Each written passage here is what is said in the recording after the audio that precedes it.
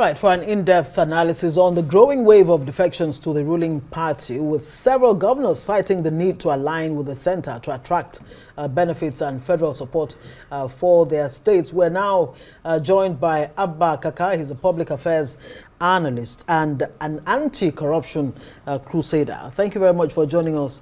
Thank you. On Newsnight. So what do you make of the reason that governors are giving? They're saying there's a need to align with the center, and I wonder exactly what this alignment means to you to attract benefits, and support for their state. And it raises the question: where exactly does politics end, and where does governance, really begin? Thank you for having me. Actually, the political landscape of Nigeria is being redrawn by what is happening these days, and the question now is that good for democracy? Is it good for Nigeria? Or is it good for our constitutional democracy? It all depends on who you ask, but the most important thing is that all the governors are saying they want to align with the center. Whatever that means, we need to ask them. But anyway, the thing is this: politicians, being who they are always looking for power, looking for resources and control of government machinery. And that is one reason. But obviously, it's very strange and abnormal for what is happening in the country now. The last count, we have about 30 governors out of the 36 in Nigeria that are in the APC. So is that good for our system? Is that the kind of democracy that we want to practice? That's the question.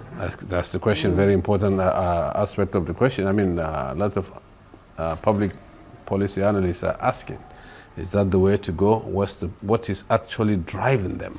What is the real reason why they are moving there? Fundamental question. But then, who do we blame? Because we've heard this over and over again. And the response from the governing APC is that nobody's being coerced. People are joining because they align with the policies of the government and they see the renewed hope agenda and so on and so on. But the question is, who do you blame? If the government says they're not coercing anybody, on the other hand, the governor says we are aligning so that we can bring the center to our people.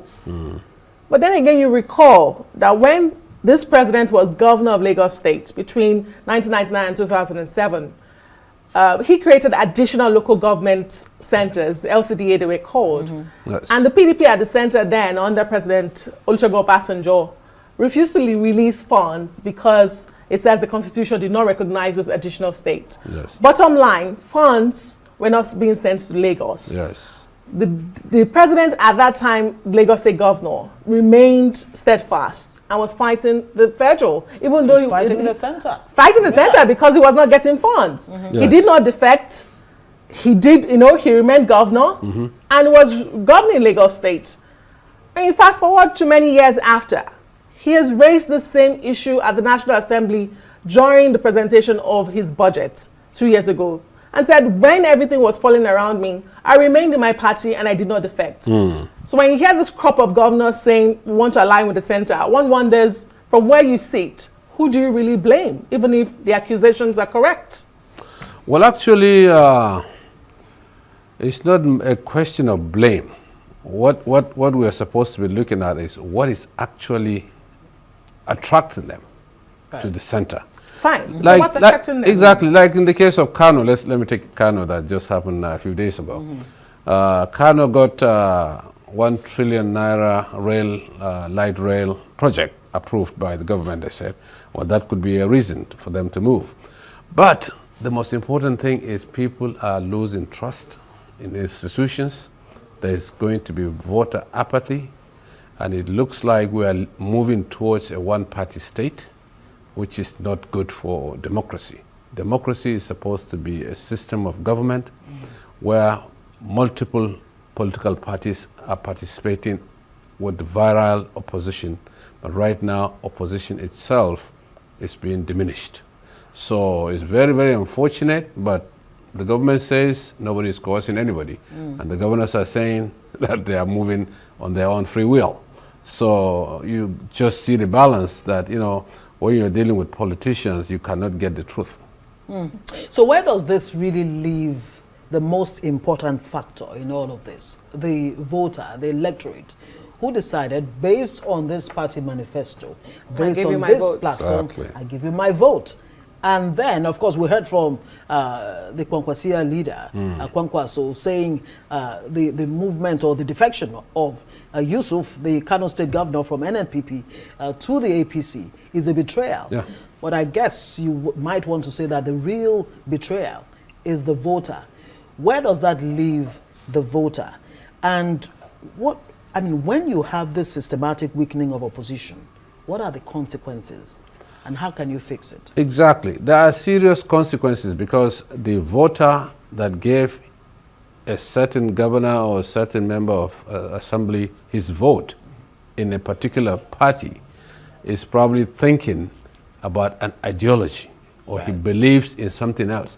And our constitution is, the laws are actually there. If you defect from one political party to another, you're supposed to lose your seat. As it pertains to the legislature. Legislature, yes. Exactly, legislature. But even that is not happening. Right. You know, they find ways to actually make sure, especially if the ruling party is where they're going to, they always make sure that part of the law is dead on arrival. So the voter is left out in the cold because there's nothing he can do. Like the case of Kano, Kwankwaso said it's a betrayal. Everybody actually in Kano who are in NNPP, Alhaji Buba Galadima also said it's one of the biggest betrayal in the history of mankind. The third, he said the third biggest after Judas and Jesus, and the other one, the second one, I can't remember. Right. You know, he said that. Anyway, so this is, whatever you call it, is actually betrayal. Because if I give you my vote based on your credential and what I believe you can do for me, and then all of a sudden you jump ship. Is there a way of fixing it?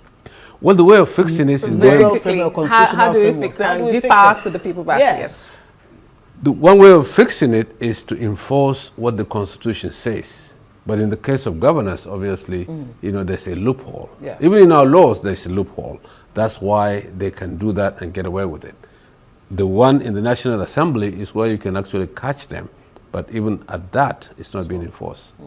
Okay. Very unfortunate situation. Maybe we need to tweak the constitution or something. Maybe. Constitutional amendment. A big maybe. Yeah. Right. Abba Kaka, we'll have to leave it there. Public affairs analyst at Anti-Corruption Crusader. Thank you very much. Thank you very much for having me. Joining us. Thank you.